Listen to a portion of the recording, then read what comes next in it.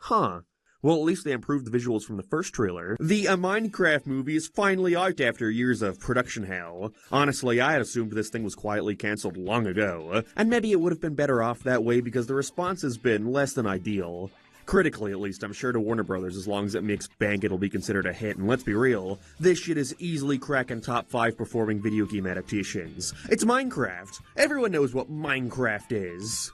And I tell you, if this movie had come out 10 years ago, I would have been all over it. I got my start on YouTube making Minecraft pixel art tutorials. I would play it with my friends in the school library during lunch. I was a Minecraft kid, and so I'm positive a movie like this would have blown my mind on spectacle alone.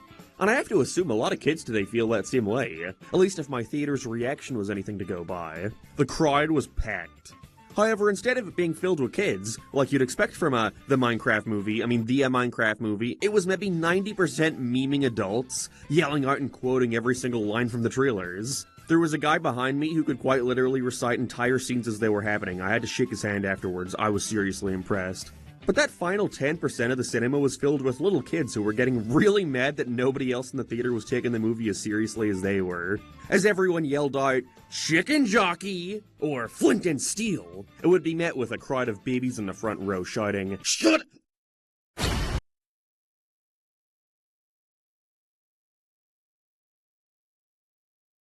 Oh! Well, babies, and this one guy sitting in front of me who was getting really pissed off at how much we were laughing during the film. He must have been so excited because, as we giggled at how awful the green screen looked as Jack Black shoved his face into Jason Momoa's ass, he turned around furious and cried, "Will you guys just shut up and watch the movie?" And honestly, in any other case, I would have been right there with them. But it's the fucking a Minecraft movie, what are you expecting? So point being, a Minecraft movie?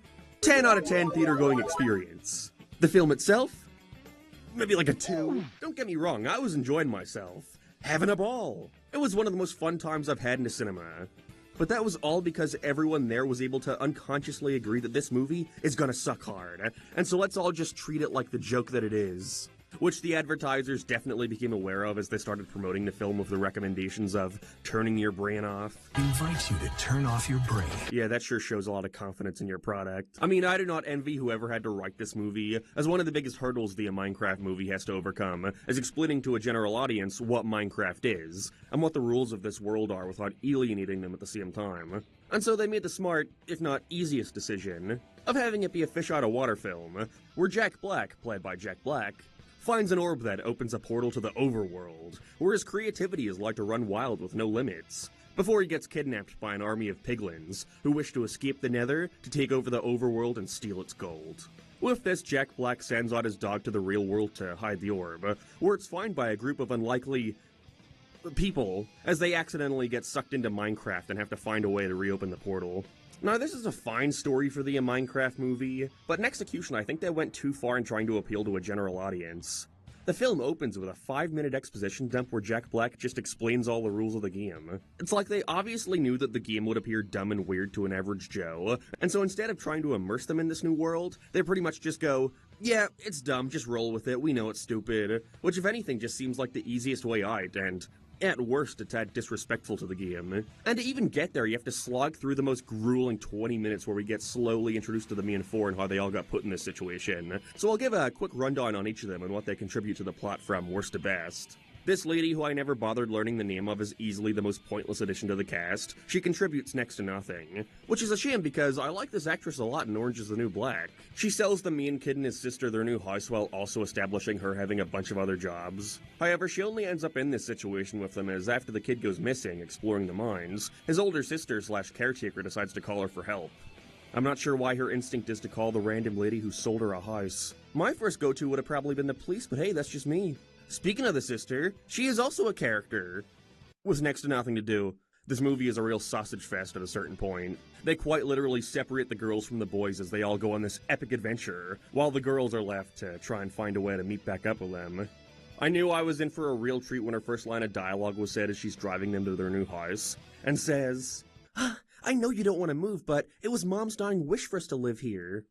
Fantastic, yeah, that's natural. There's the slightest arc for her where she's doubting her abilities to take care of her sibling ever since their mum died, but it could have been taken out of the film entirely and nothing would have changed. Feels like there was a good 5 or 10 minutes of scenes revolving around this that ended up being cut because of the sheer amount of stuff this movie has to cover. Jason Momoa's character gets a lot of screen time, which I'm thankful for, as he's probably my favorite character in the whole thing, which I was not expecting since I don't really care for him as an actor all too much. His whole thing is that he's a loser who's been riding off the success he once had decades ago, and desperately needs money, which serves as his motivation for wanting to go to Minecraft in the first place after hearing about its many riches. But again, there's so much going on here that it falls to the wayside for a majority of the film, really only holding any significance in one scene where he has them take a detour so he can collect the diamonds, which pisses off the main kid as it's wasted his time. Even though I don't think there was any kind of ticking clock element here, and if anything, with the piglins attacking them from the skies, it's better for them to be inside the mines, but whatever. He's the one actor you could tell was having the most fun delivering all his lines in a super deadpan way, thinking he's super hot shit. Nothing amazing, but it's worth mentioning I find him to be the best out of this bunch. That only really leaves us with the kid, who by far has the closest thing you could call an arc, where he feels like his creativity is being discouraged and considers possibly staying in Minecraft after seeing all of what it has to offer. I just think they could have pushed it further. The only time his creativity is ever discouraged is when 2 kids at school fuck with his jetpack invention, which winds up destroying a landmark of the town. But there's no real consequence for this other than the threat of expulsion. I feel like they could have exaggerated how boring this town is way more, to contrast against how open and freeing it is to be in Minecraft. I can't believe these are real sentences I'm saying. There's a scene later on where he gets caught in a trance by an Enderman, in which he sees Jack Black, his sister, and Jason Momoa all badmouthing him. But I had no clue if this was like something he was thinking throughout their whole journey, because none of them have ever said anything all that bad to him. None of them have done anything but encourage him this whole time. Like everything, his arc is severely underbaked. Either way, finally we have Jack Black as Jack Black, who became a meme in this movie after the trailers would just showcase him listing different Minecraft items in the most Jack Blacky way possible. This is a crafting table. And I'm happy to confirm that yes, this is how he talks throughout the whole movie. Honestly, though, I think it was necessary. Like I said before, the movie has so much Minecraft stuff it wants to cover, and obviously not everyone sitting in the audience is gonna know about all this stuff. And so it's kind of mandatory for Jack Black to announce everything before he uses it, or else to an average moviegoer, it would just seem like a bunch of nonsense. Like, there's a crucial point in the movie where Steve uses a slime block to jump up somewhere, but there's no actual slimes in the movie. And so of course he then has to yell, "Slime block!" as he places it down, so people aren't just sitting there asking why he suddenly just threw down a giant snot cube he can just jump on for some reason. It's like the director had no idea in how he actually wanted Steve's character to be conveyed, and so just said, "You're Jack Black. Do your thing." And so he does. He's given many cringy songs, singing about epic chickens and lava, which, by the way, I'd like to add, the theaters in my hometown are so fucked that anytime a character would sing, the speaker wouldn't work properly, and so picture Jack Black dancing like a 5-year-old singing in Minecraft as the crowd sits there in silence because we can't hear anything other than the sound effects. It's like a fucking fever dream. It's weird, I was expecting the plot to draw attention towards the fact that Steve left his whole life behind on Earth to basically fuck around with no consequences, assuming it would build up to some sort of climax where the characters all realize that Steve is like a big man baby who's done nothing with his life, and pretty much ran away from all his responsibilities to spend his time playing Minecraft. But no. Which is fine. They don't have to end it with him leaving Minecraft if that's not what they want to do with his character. Until the ending, where they have him leave Minecraft. Maybe I was just laughing so hard that I missed something, but there's no moment in the entire movie where Steve is ever made to question leaving Minecraft. It's only when all the rest of them are leaving when they turn around and say, "Hey, how about you come and spread some of your creativity on Earth?" And so he goes. It sucks because I actually kind of like that as a conclusion, you know, make the Earth your sandbox and all that jazz. But I think we should have actually seen Steve talk about this a couple times throughout the film, build up to it a bit. However, that would require the movie not constantly be going at a breakneck speed. Just get to the next set piece, we got more Minecraft to show. The visuals are what I was perhaps most concerned about going in. The green screen in those trailers was horrid, and some of the redesigns just looked uncanny, like giving the zombies these tiny realistic hands yet keeping their cube heads. In the end, it was somehow simultaneously not as bad as I thought it would be, yet even worse than I thought it would be. It entirely depended on the shot. The quality fluctuated the entire movie. Some shots looked quite nice and did a solid job at actually immersing me in the world. Looking at the CG on its own, it's actually pretty good at points. But it's when it came down to integrating the human characters when things started to look incredibly cheap. The lighting is particularly bad, everyone having these constant distracting rim lights, attempting to make it look like they're being affected by the CG sun. But it just didn't work out well a lot of times, and actively made the characters stand out against their surroundings. The final scene I noticed looked really bad when it came to the lighting. It's an all-out war as the 5 of them try to close the nether portal, letting all the piglins in, and while the humans are all engulfed in a bright purple light, none of the CG characters are affected by the same purple lighting, and so it's only made them stand out against the main characters. Then there was just a ton of shit that only really bothered me as someone who played a shit ton of Minecraft back in the day.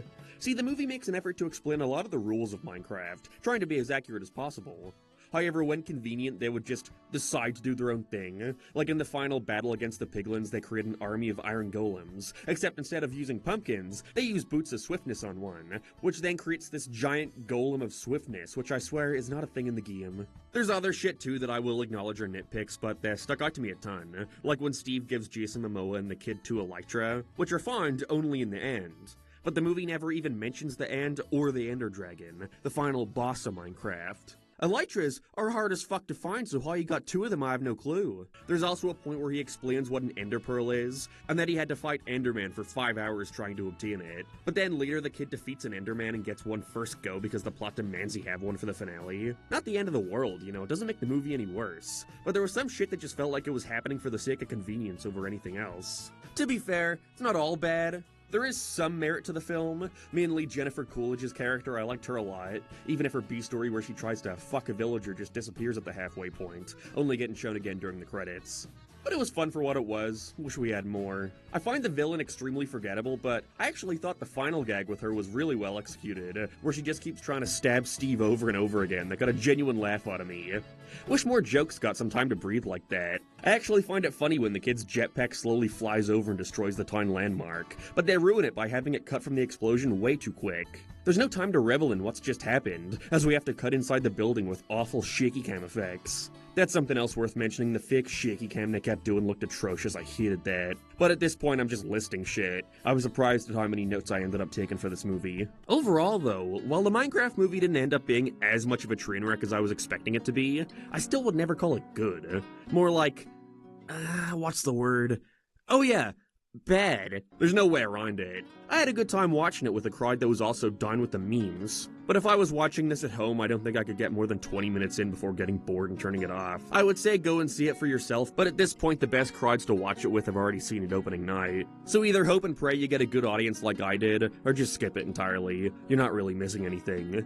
Which sucks because not every idea they had is horrible. It just really needed to reel Jack Black in and limit the amount of characters. Because as is, it's just got such a forgettable, underbaked story and cast of characters. And no amount of memes can save that. Oh, shit.